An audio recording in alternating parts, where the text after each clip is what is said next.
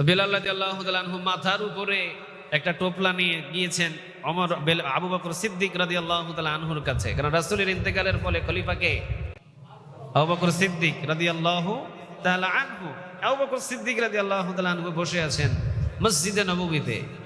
বেলাল রাদিয়াল্লাহু তাআলা আনহু মাথার উপরে একটা বোঝা নিয়ে উনি গিয়েছেন বিদায় নিতে। আবু বকর বিদায় দেন।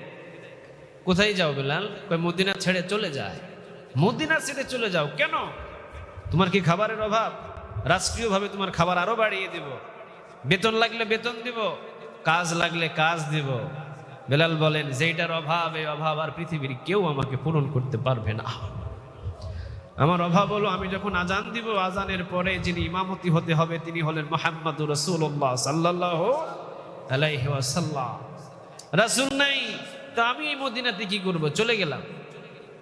রাসূলের ভালোবাসায়, রাসূলের অন্ধকার রওজা মুবারক, যে রওজা মুবারকের দিকে নজর দিলে বেলাল রাদিয়াল্লাহু তাআলা আনহু স্থির থাকতে পারে না, বারবার অজ্ঞান হয়ে ফিরে পড়ে যায়, ফিট লেগে যায়।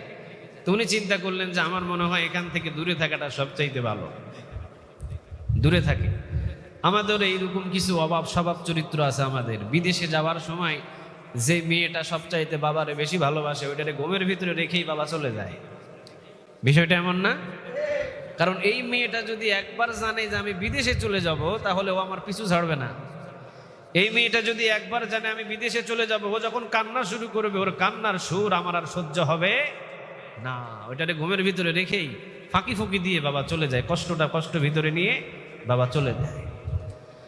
বেলাল রাদিয়াল্লাহু তাআলা আনহু তিনি বললেন, আবু বকর সিদ্দিক রাদিয়াল্লাহু তাআলা আনহু, মদিনায় আমি থাকবো ঠিক, কিন্তু মদিনাতে যখন আমি থাকবো অবশ্যই আপনারা বলবেন বেলালের চাইতে আর দামি মুয়াজ্জিন আমাদের নাই। বেলাল তুমি আজান দাও।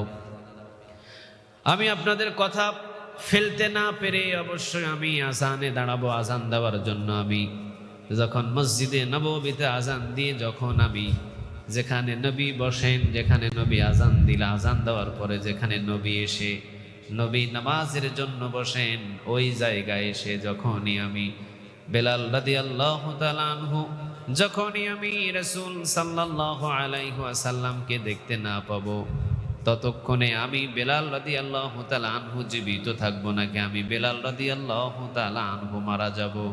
হয়তো আমি বেলাল রাদিয়াল্লাহু তাআলা আনহুর অবস্থা অন্যরকম হয়ে যাবে। যেটা আমি বুঝাইতে চাইলাম, বেলাল রাদিয়াল্লাহু তাআলা আনহু আবু বকর সিদ্দিক রাদিয়াল্লাহু তাআলা আনহুর কাছে চাইলেন যে আপনি আমাকে অনুমতি দেন আমি যেন মদিনার বাহিরে থাকতে পারি। কেন? কারণ আজান দেওয়ার পরে রাসূল যদি ইমাম হিসাবে না থাকেন, তাহলে এই আজানের আমি বেলালের কোনো দরকার নাই, আর এটা আমার সহ্য করার ক্ষমতা নাই। সুবহানাল্লাহ বলেন। ভালোবাসা বেশি না কম? আরো জোরে বলেন, বেশি না কম? বেশি। ভালোবাসা বেশি হওয়ার জন্য মদিনা ছেড়ে দিলেন, চলে গেলেন দূর এলাকায়। রাসূল সাল্লাল্লাহু আলাইহি ওয়াসাল্লাম স্বপ্নে জগতে দেখেন কি রকম তাদের ঈমান ছিল আর কি রকম ভালোবাসা ছিল। স্বপ্নে জগতে রাসূল একদিন বেলালকে স্বপ্নে দেখাচ্ছেন, বেলাল মদিনা কি একবারে ছেড়েই দিলা? আমাদের কথা কি একবার মনে পড়ে না? মদিনা কি একবারে ছেড়ে দিলা? আমি রাসূলরে কি সারা জিন্দেগির জন্য ভুলে গেলা? বেলাল রে, মদিনার কিনারায় অন্তত অল্প সময়ের জন্য এসে দাঁড়াও। সুবহানাল্লাহ। আহ, কি আশেক, কি ভালোবাসা, কি মহাব্বত! ভালোবাসা সহ্য না করতে পেরে মদিনা ছেড়ে চলে যায়। যার প্রতি ভালোবাসা, উনি আবার স্বপ্ন জগতে ডেকে হিসেবে টেনে পাশে বসায় রাখে। এইটারে বলে ভালোবাসা। এটার নামই হলো ঈমান। কি ভালোবাসতে রাসূল।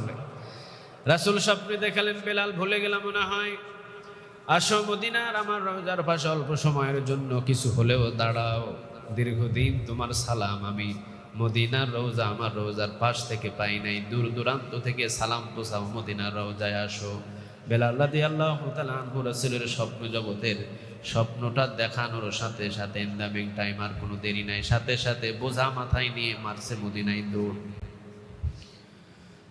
মদিনাবাসী সবাই দেখলেন বেলাল রাদিয়াল্লাহু তাআলা আনহু এসেছেন।